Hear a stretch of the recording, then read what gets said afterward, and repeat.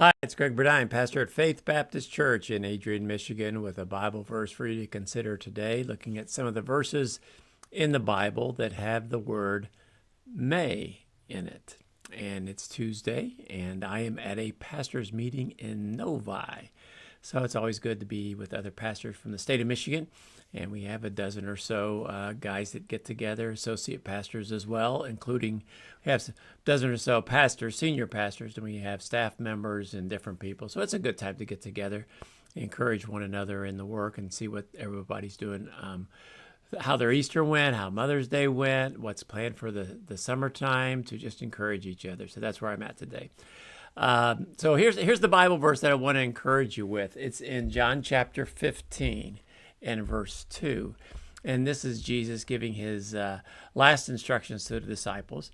And he talks about being we're branches and he's the vine, and we have to be connected with him. And you think about, some of the agricultural things that we see this time of year in the springtime. You see that it's got to be connected. When you snip off some of it eventually dies, and you've got to be connected to the branch. You've got to be connected to the trunk. You've got to be connected to the root. We need to be connected to Jesus.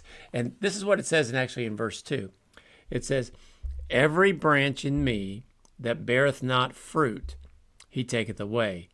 And every branch that beareth fruit, he purgeth it, that it may bring forth more fruit." It's kind of interesting. Only one of two things. You either don't bear fruit or you do bear fruit. You're reproducing. And if you don't, he's going to take you away. I had a preacher used to say, if you're not producing fruit, God's going to put you on the shelf. And you don't want to be on the shelf. You want to be used of God.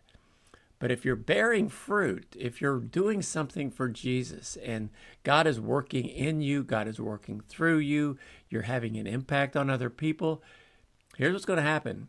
God's going to begin to prune away. The word is purge, but it means he cuts off some of the branches. If you've ever seen somebody prune a tree so that it can bring forth actually more fruit, you cut back on some of the branches that aren't producing, but then again, some of the branches you prune it so that it does really good. And that's what God sometimes does in our life. He sometimes takes things away that we don't understand why, but it causes us to bear even more fruit.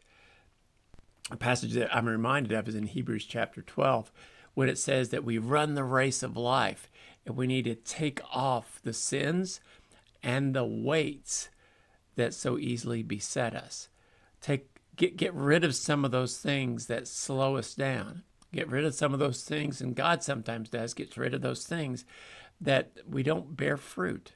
And you think about it, so many things that we do in our life, they won't matter tomorrow. They won't matter a year from now.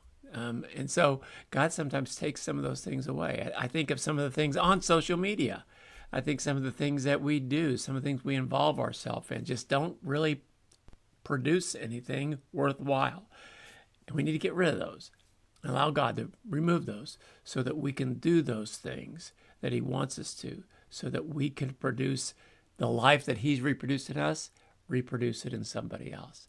So I hope today that if you feel like, some things have been removed from your life, some things aren't where it ought to be, that you'll look and say, Lord, use this to help me bear more fruit.